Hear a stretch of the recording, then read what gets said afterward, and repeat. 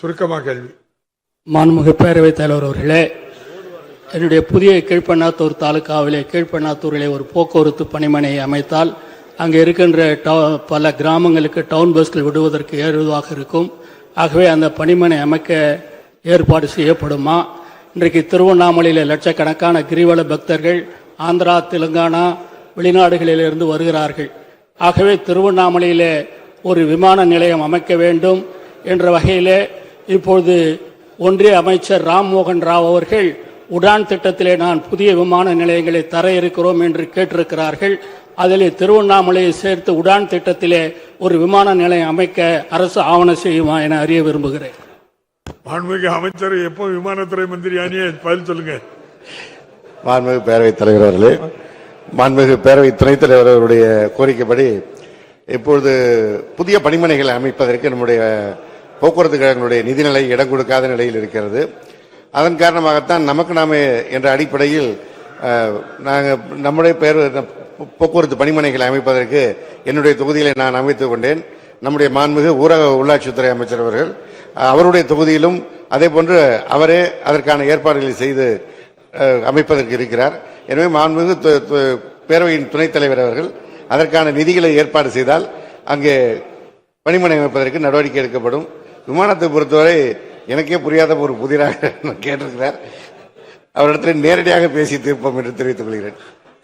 விநாயகன் 13 மாண்புமிகு உறுப்பினர் திரு எஸ். சேகர் மாண்புமிகு மருத்துவம் மற்றும் மக்கள் நல்வாழ்வுத்துறை அமைச்சர் அவர்கள். மாண்புமிகு பேரவைத் தலைவர் அவர்களே, வேலகவுண்டம்பட்டி கிராமம் எலச்சிபாளையம் ஊராட்சி ஒன்றியத்தினை சார்ந்தது.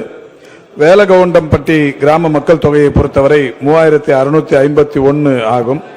இக்கிராமத்தில் துணை சுகாதார நிலையம் செயல்பட்டு வருகிறது. இந்த துணை சுகாதார நிலையம் பெரிய மணலி கூடுதல் ஆரம்ப சுகாதார நிலையத்தை சார்ந்தது. எலச்சிபாளையம் ஊராட்சி ஒன்றியத்தில் ஏற்கனவே எலச்சிபாளையம், மாணிக்கம்பாளையம், பெரிய மணலி மற்றும் திம்மாவரத்தம்பட்டி ஆகிய இடங்களில் ஆரம்ப சுகாதார நிலையங்கள் செயல்பட்டு வருகிறது.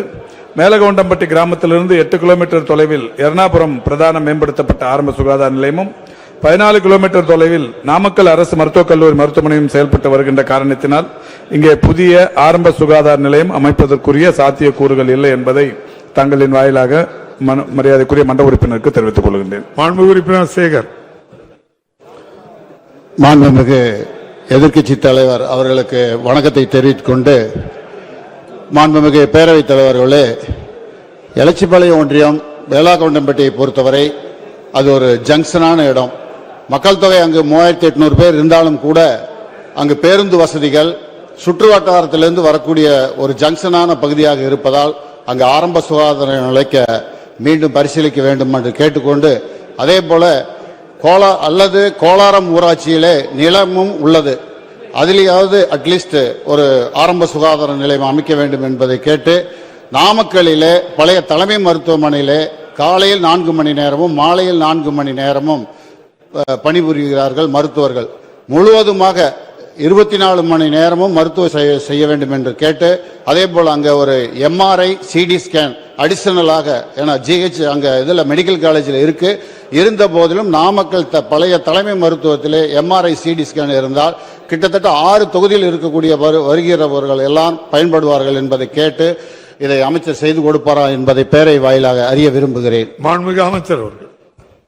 மாண்புமிகு பேரவைத் தலைவர் அவர்களே, மேலகவுண்டம்பட்டி கிராமத்தை பொறுத்தவரை 3651 மக்கள் தொகை இருக்கின்ற காரணத்தினால் ஏற்கனவே துணை சுகாதார நிலையத்தின் செயல்பாடுகள் என்பது சிறப்பாக இருந்து கொண்டிருக்கிறது. மரியாதைக்குரிய மன்ற உறுப்பினர்களுடைய கோரிக்கை ஏற்று இந்த கிராமத்திலிருந்து பெரிய மணலியில் இருக்கிற கூடுதல் ஆரம்ப சுகாதார நிலையத்திற்கு இ சஞ்சீவனி முறையில் மருத்துவ சேவையை மேம்படுத்துவதற்குரிய நடவடிக்கைகள் எடுக்கப்படும் என்பதை தெரிவித்துக் கொள்கின்றேன்.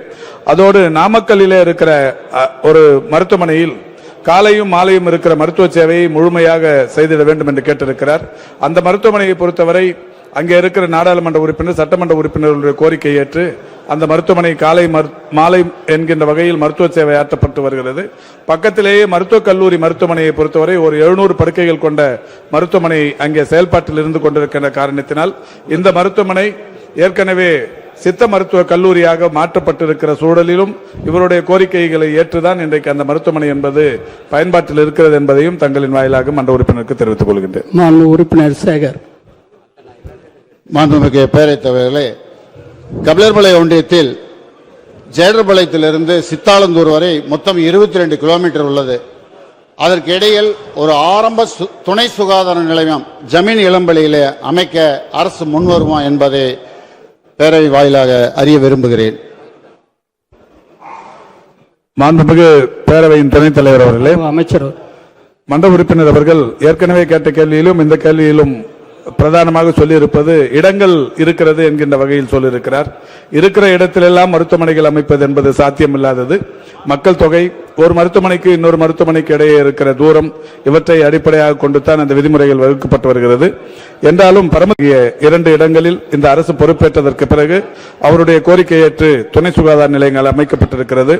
நல்லூர், கபிலர்மலை ஆகிய 2 இடங்களில் பொது சுகாதார அலகு கட்டிடங்கள் 1 கோடி செலவில் ஏற்கனவே கட்டி முடிக்கப்பட்டு திறந்து வைக்கப்பட்டிருக்கிறது. மாணிக்கம்பாளையத்தில் ஒரு துணை சுகாதார மாணவியர் விடுதி கட்டிடம் ஒன்று கட்டி முடிக்கப்பட்டு திறந்து வைக்கப்பட்டிருக்கிறது. அதேபோல் கபிலர்மலை, பரமத்தி, வெங்கரை போன்ற பகுதிகளில் ஆயுஷ் நல மையங்கள் மேம்படுத்தப்பட்டிருக்கிறது.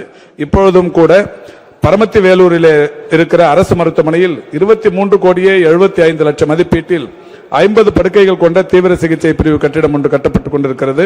ஜேடர்பாளையத்தில் ஒரு புதிய சுகாதாரத்துறைக்கு கட்டிடம், அதேபோல் நல்லூரில் ஒரு கட்டிடம், மாணிக்கம்பாளையத்தில் ஒரு கட்டிடம், பாலப்பட்டியில் ஒரு கட்டிடம், வேலகவுண்டம்பட்டியில் ஒரு கட்டிடம், பரமத்தியில் ஒரு ஆரம்ப சுகாதார நிலையம் என்று ஏறத்தாழ 28 கோடியே 95 லட்சம் ரூபாய் மதிப்பீட்டிலான கட்டிடப் பணிகள் அவர் தொகுதியில் மட்டுமே நடைபெற்றுக் கொண்டிருக்கிறது என்பதை தங்களின் வாயிலாக மன்ற உறுப்பினரின் கவனத்திற்கு தெரிவித்துக் கொள்கின்றேன்.